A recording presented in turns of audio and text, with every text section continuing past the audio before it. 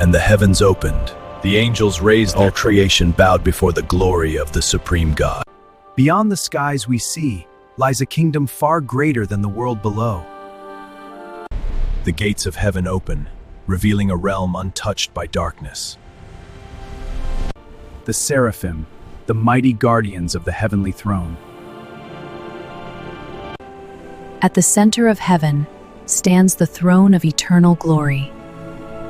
A kingdom of light, purity, and everlasting peace.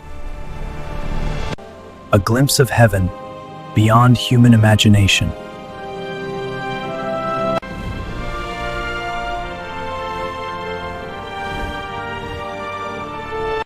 And the heavens opened. The angels raised. All creation bowed before the glory of the supreme God.